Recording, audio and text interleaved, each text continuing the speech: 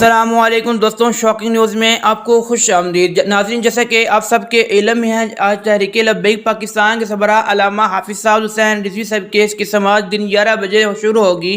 تحریک لبیک پاکستان کے وکلاء نے کیا دلائل پیش کیے ہیں اور جج نے کیا سوالات کیے ہیں، اس سے متعلق آپ کو آگاہ کرنے سے پہلے آپ سے ایک چھوٹی سی درخواست ہے، پلیز ہماری ویڈیو کو لائک کرے گا، اس چینل کو سبسکرائب کرے گا، اپنا اظہار کمنٹ سیکشن میں لازمی کرے گا تاکہ تحریک لبیک سے ریلیٹڈ اور انٹرنیشنل اپڈیٹ اب تک پہنچ سکے۔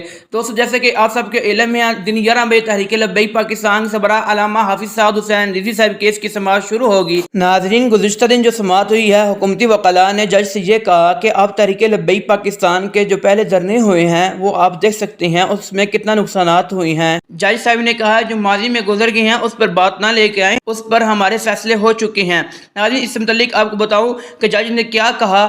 جج نے یہ کہا کہ حافظ سعد حسین رضوی صاحب کا وہ ثبوت لے کر آئیں جس میں آپ کہتی ہیں کہ سعد رضوی صاحب جو ہے وہ پلاننگ کر رہے تھے، حکومت نے ہمیں وہ پیپر نہیں دیے ہیں۔ ناظرین، جیسے ہی جج نے وکلاء سے دلائل مانگے کیس سے متعلق، وکلاء نے کہا کہ ہمارے پاس جو ہیں وہ کچھ پیپر نہیں ہیں۔ ناظرین، اس سے واضح پتہ چلتا ہے کہ جو حکومت ہے وہ ناکام ہو رہی ہے اور اس کا فیصلہ تحریک لبیک پاکستان کے سربراہ علامہ حافظ سعد حسین رضوی صاحب کے حق میں جا رہا ہے۔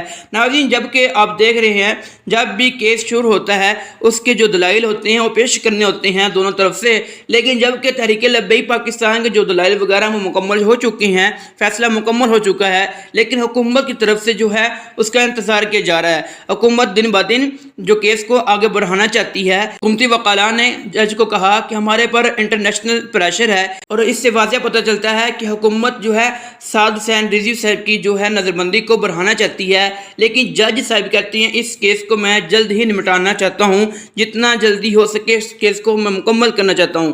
ناظرین، آج تحریک لبیک پاکستان سربراہ علامہ حافظ سعد حسین رضوی صاحب کیس کی سماعت 11 بجے شروع ہوگی۔ ناظرین، ہمارے پاس جیسے ہی اپڈیٹ آئے گی انشاءاللہ آپ سے آگاہ کریں گے۔ دوستوں، اس سے متعلق آپ اپنا اظہار کمنٹ سیکشن میں کرے گا، ویڈیو اچھی لگی ہے ویڈیو کو لائک کرے گا، اس چینل کو سبسکرائب کرے گا، اپنا خیال رکھے گا۔ ملتا ہوں نئے ویڈیو کے ساتھ، تب تک کے لیے اللہ حافظ۔